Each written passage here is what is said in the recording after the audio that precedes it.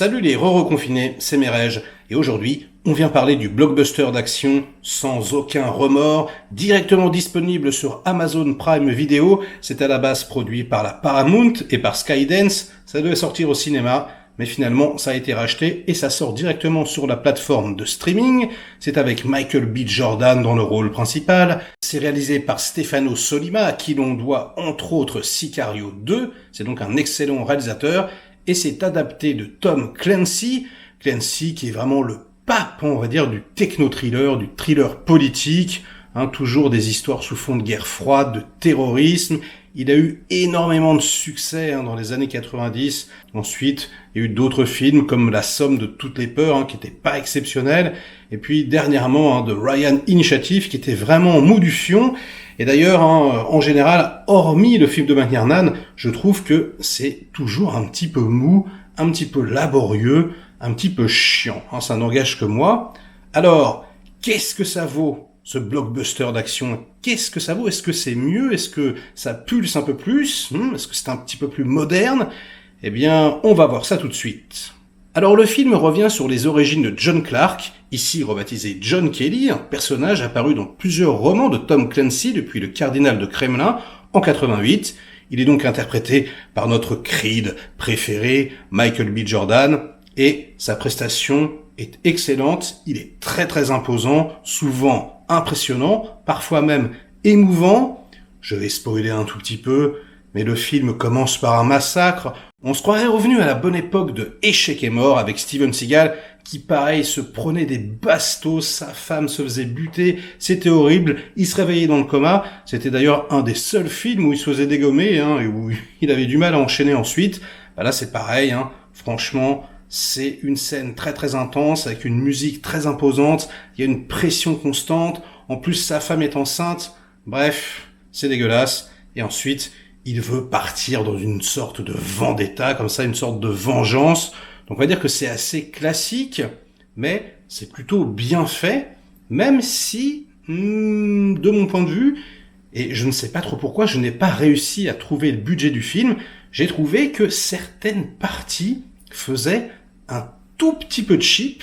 Alors c'est étonnant, parce que c'est un film de studio, c'est Paramount, mais voilà, déjà, il y a énormément de reconstitutions. Le film a été tourné un petit peu aux États-Unis, mais en majeure partie en Allemagne, en studio. Et j'ai envie de vous dire que ça se voit. Ça se voit quand c'est en studio. On dirait un film un peu des années 90, comme ça. Alors c'est pas forcément un défaut. C'est censé se passer en Russie, mais on voit que non. On voit que c'est limité. On voit que tout est reconstruit. Et du coup, ça m'a fait sortir un tout petit peu du film. C'est d'autant plus étonnant qu'à la photographie, il s'agit de Philippe Rousselot, un Français, un master, celui qui a photographié par exemple Entretien avec un vampire ou encore Les Liaisons dangereuses. Et là, on a l'impression qu'il a fait le job, mais qui s'est pas trop forcé non plus. La musique, je vous en parlais, c'est pareil. Parfois, elle est vraiment bien, mais c'est plus de l'habillage sonore qu'une vraie mélodie avec un thème que l'on retient. Voilà, aussitôt écouté, aussitôt oublié, j'ai envie de vous dire. Bon, ça, c'est un petit peu ce qui m'a fâché. Maintenant, on va parler de ce que j'ai adoré, et il a choisi, je trouve ça très très pertinent, de tout placer du point de vue des protagonistes à 100%. C'est-à-dire que on reste avec les héros en permanence. Il l'avait déjà fait dans Sicario 2, où il y avait un excellent gunfight comme ça à l'intérieur d'une voiture. On restait tout le temps à travers les yeux de celui qui était planqué dans la bagnole. Vous voyez les pieds comme ça et tout. C'était vraiment un gunfight très très intéressant. Et bien là, c'est ce qui se passe. S'il y a une scène de sniper, par exemple, on ne va jamais voir le sniper. Ça va toujours rester du côté de ceux qui sont planqués dans la baraque. À un moment donné, il y a une scène en prison comme ça avec des gens qui essayent de rentrer, des gardes. C'est pareil, on reste tout le temps à l'intérieur de la prison. Il y a un crash d'avion qui est assez bien fait également. Là, c'est pareil. On reste, à 95% tout le temps à l'intérieur de l'avion. L'avion se crache, on voit l'eau qui rentre et tout. Et donc, c'est vraiment comme ça du point de vue des héros. Et je trouve ça hyper intéressant, puisque du coup, la menace est un petit peu fantôme comme ça. Et on est vraiment à leur place. Et c'est vraiment quelque chose de très original pour ce genre de film. En général, on va d'un pays à l'autre, on va dans le QG des méchants, les mecs se parlent au téléphone, etc. Là, non, on reste toujours avec eux. Et ça, je vous avoue que je m'y attendais pas. J'ai trouvé ça très très couillu.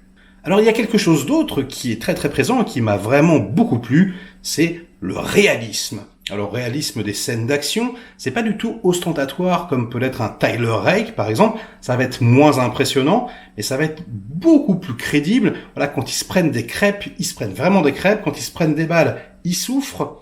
Va y avoir des scènes qu'on comprend pas tout de suite. Par exemple, je sais pas, moi, il va se mettre à pisser sur ses fringues, et puis il va s'imbiber d'alcool, et puis on comprend juste qu'il veut s'infiltrer, voilà, en se faisant passer pour un clochard. Il y a des petits moments comme ça en apnée où il va respirer une bulle voilà, d'oxygène. Il y a tout plein de petits détails comme ça dans une prison. Il va mettre de l'eau par terre pour que les gens glissent. On sent que c'est vraiment cogité, qu'il y a vraiment énormément de détails qui doivent être dans les romans, j'imagine. Mais ouais, ça suinte la vérité, ça suinte le réalisme.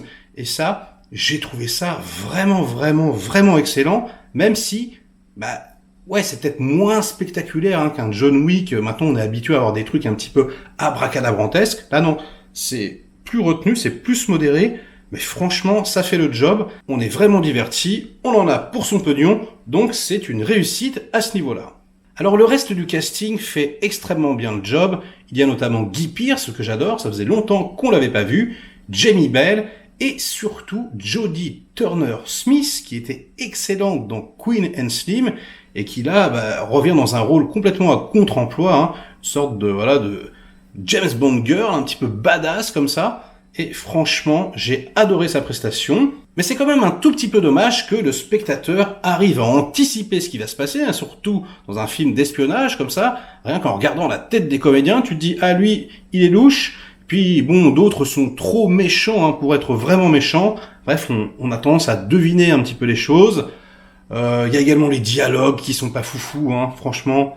Il répète 10 fois, je crois, j'ai perdu ma femme, j'ai perdu mon fils. Puis la scène d'après, si j'avais pas fait ça, ma femme et mon fils seraient en vie. Puis la scène d'après, ma femme est morte, mon fils est mort. Bon, au bout d'un moment, on a compris. Je sais pas, à un moment donné, il y a un mec qui se fait canner, puis on lui dit, tu veux dire quelque chose à tes enfants? Oui.